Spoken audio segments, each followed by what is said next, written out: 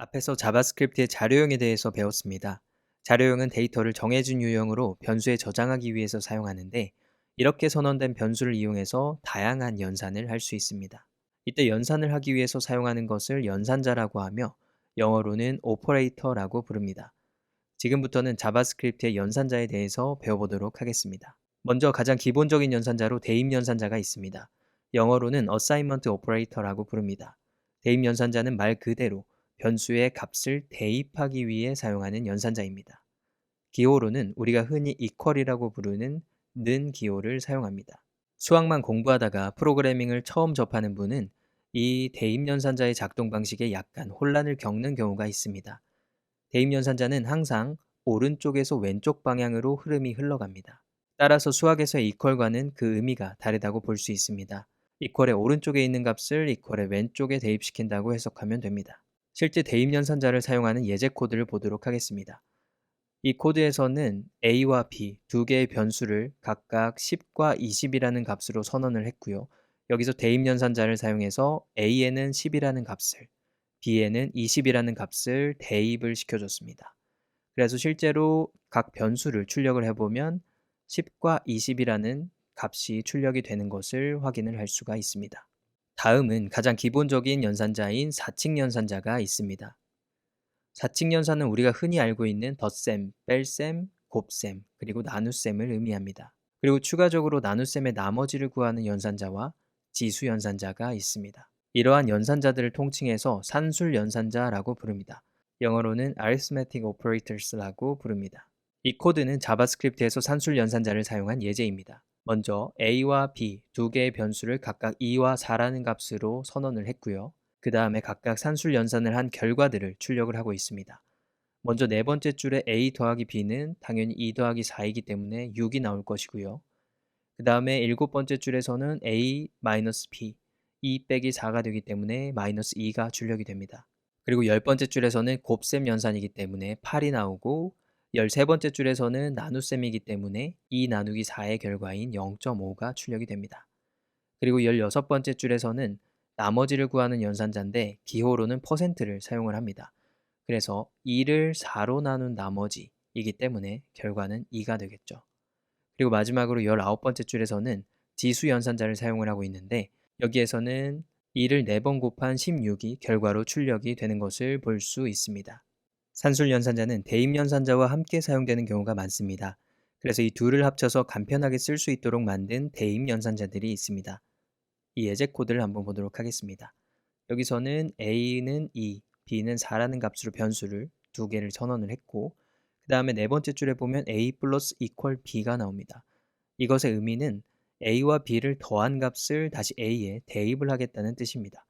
그래서 2와 4를 더한 6이라는 값이 a에 대입이 됩니다. 그리고 a가 6이 된 다음에 여덟 번째 줄에서는 a-equal b라는 연산을 하고 있는데요.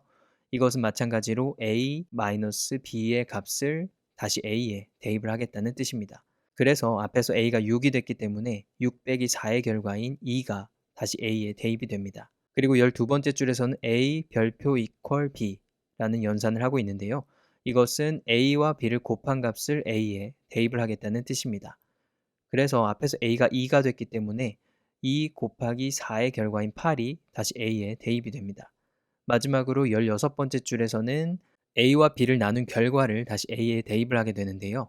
앞에서 a가 8이 됐기 때문에 8 나누기 4의 결과인 2가 a에 대입이 되게 됩니다. 그래서 산술 연산자와 대입 연산자를 같이 사용하는 이런 연산자들도 있다라는 것을 알고 계시면 좋을 것 같습니다.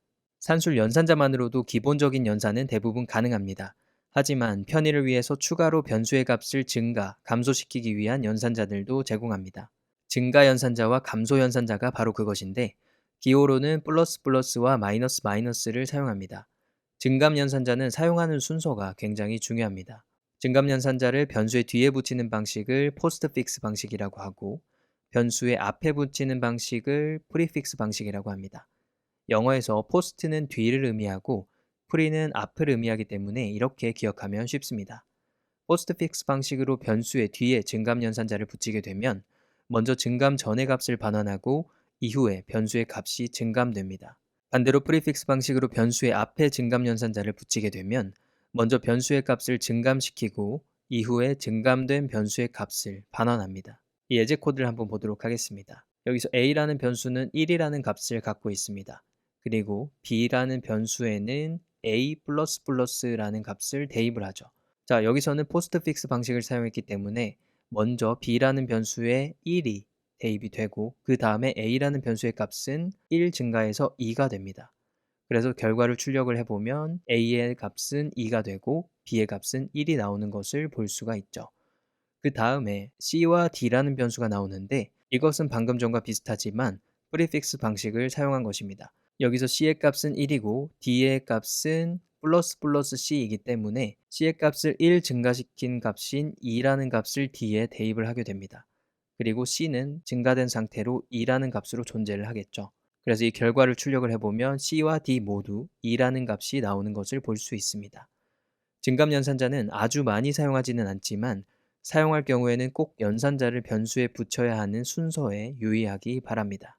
다음으로 많이 사용되는 연산자는 관계 연산자입니다. 영어로는 relational operators라고 부릅니다. 관계 연산자는 변수들 사이의 관계를 비교하기 위해서 사용하기 때문에 비교 연산자라고도 부릅니다. 영어로는 comparison operators라고 하죠. 비교 연산자는 말 그대로 변수들의 값을 비교하기 위해서 사용하는 연산자입니다. 비교 연산자로는 우리가 수학에서 부등호라고 부르는 것으로 화면에 보이는 것과 같은 기호를 사용을 합니다. 비교 연산자는 항상 왼쪽에 나온 변수를 기준으로 생각하면 쉽습니다. 예를 들어 위에 나온 코드는 a가 b보다 작다라는 의미를 갖고 있고 아래에 나와 있는 코드는 a가 b보다 크다라는 의미를 갖고 있습니다. 그리고 마찬가지로 위에 나와 있는 것은 a가 b보다 작거나 같다 라는 의미를 갖고 있고 아래 나와 있는 코드는 a가 b보다 크거나 같다 라는 의미를 갖고 있습니다. 그래서 항상 왼쪽을 기준으로 생각하는 습관을 기르는 것이 좋습니다. 비교 연산자를 사용하는 예제 코드를 보도록 하겠습니다. 여기서 변수 a의 값은 1이고 b의 값은 2라고 선언을 했습니다. 그 다음에 a와 b를 각각 값을 비교를 해서 그 결과를 출력을 하고 있는데요. 부등호를 사용하는 방식에 따라서 결과가 true 또는 false로 나오는 것을 볼 수 있습니다. 관계연산자는 변수 사이의 크고 작음을 비교하는 데 사용했습니다. 그런데 변수의 값이 같은지 다른지를 비교하고 싶을 때는 어떻게 해야 될까요? 이때 사용하는 것이 바로 동등연산자입니다. 영어로는 equality operators라고 부릅니다. 동등연산자는 두 개의 변수의 값이 같은지 다른지를 판단할 수 있게 해줍니다. 같은지 다른지를 비교하기 위해서 기호로는 각각 equal 또는 느낌표 equal을 사용합니다. 참고로 컴퓨터 프로그래밍에서는 보통 느낌표가 부정의 의미를 가집니다. 그래서 느낌표 equal이라고 하면 not equal이 되는 것이죠. 여기서 위에 나온 코드는 a가 b와 같다라는 의미를 갖고 있고 밑에 나온 코드는 a가 b와 같지 않다라는 의미를 갖고 있습니다. 그런데 일반적인 프로그래밍 언어와 다르게 자바스크립트에서는 단순히 동등한지 비교하는 것 이외에 변수의 자료형까지 같은지 엄격하게 비교할 수 있도록 일치 연산자라는 것을 제공합니다. 일치 연산자는 영어로 strict equality operators라고 합니다. 엄격하다는 의미를 가진 형용사 strict를 사용해서 엄격하게 동일한지 체크하겠다라는 의미입니다. 일치 연산자의 기호로는 equal과 느낌표 equal을 사용합니다. 변수의 값뿐만 아니라 자료형까지 같은지를 검사하게 됩니다. 만약 값은 같지만 자료형이 다를 경우 결과는 일치하지 않는 것으로 나오게 됩니다. 여기서 위의 코드는 a가 b와 값과 자료형이 모두 같다라는 의미를 갖고 있고 밑에 코드는 a가 b와 값이나 자료형이 같지 않다라는 의미를 갖고 있습니다.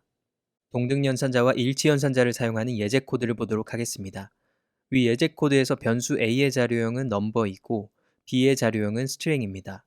두 변수의 값은 1로 동일하지만 자료형은 다릅니다. 그래서 동등연산자를 사용한 경우에는 값이 같은 것으로 나오지만 일치연산자를 사용한 경우에는 자료형이 다르기 때문에 두 변수가 다르다고 판단하게 됩니다. 동등연산자나 일치연산자를 사용할 경우에는 이러한 차이를 잘 인지하고 사용하는 것이 중요합니다. 사용할 변수의 자료형이 확실치 않을 때는 일치연산자를 사용하여 자료형까지 완전히 일치하는지 확인하는 것이 좋습니다. 다음으로 중요한 연산자는 이진 논리 연산자입니다. 영어로는 binary logical operators라고 부릅니다. 이진 논리 연산이란 true와 false 값만을 가지는 불리언 값을 비교할 때 사용하는 연산자입니다. 그렇기 때문에 이진 논리 연산자의 결과 또한 불리언 값이 됩니다. 로지컬 AND 연산과 로지컬 OR 연산을 제공하며 기호로는 각각 and와 바를 사용합니다. 논리 연산에 대해서 간단하게 설명하면 and 연산은 양쪽 모두가 true일 경우에만 true를 반환하며 or 연산은 하나라도 true일 경우에 true를 반환하는 연산입니다. 이진 논리 연산자를 사용하는 실제 예제 코드를 한번 보도록 하겠습니다. 여기서 A의 값은 true고 B의 값은 false입니다. 먼저 AND 연산을 사용했을 때 네 번째 줄에서 A and B라고 하면 여기서 B가 false이기 때문에 출력 결과는 false가 됩니다. 왜냐하면 AND 연산에서는 두 값이 모두 true인 경우에만 true를 반환하기 때문입니다. 그리고 일곱 번째 줄에서는 OR 연산을 사용을 하고 있는데요. A와 B 둘 중에 하나만 true여도 전체 결과는 true가 됩니다.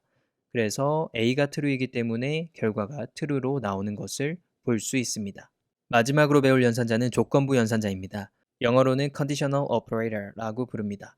조건부 연산자는 조건에 따라서 결과가 두 개로 나눠지게 되는데 그래서 사막 연산자라고도 부릅니다. 영어로는 셋으로 이루어진다라는 의미를 가진 형용사 ternary를 사용해서 ternary operator라고 합니다. 사막 연산자의 기호로는 물음표를 사용하며 조건식이 나오고 그 다음 물음표, 그 다음 true일 경우, 콜론, false일 경우 형태로 사용을 하게 됩니다. 사막 연산자를 실제로 사용하는 예제 코드를 한번 보도록 하겠습니다. 여기서 A의 값은 true고 B의 값은 false인데 A 물음표 1 콜론 2라고 하면 여기서 A의 값은 true이기 때문에 첫 번째 항인 1이 선택이 됩니다. 그리고 일곱 번째 줄에서는 B의 값이 false이기 때문에 두 번째 항인 숫자 2가 선택이 돼서 출력 결과가 2가 됩니다. 지금까지 자바스크립트에서 가장 많이 사용하는 기본적인 연산자에 대해서 배워보았습니다. 우리가 배운 내용 이외에도 다양한 연산자들이 있지만 앞에서 언급한 것처럼 이 강의는 자바스크립트를 배우는 강의가 아니기 때문에 여기에서는 다루지 않고 넘어가도록 하겠습니다. 자바스크립트 연산자에 대해 더 자세한 내용이 궁금한 경우 이 링크를 참고하시기 바랍니다.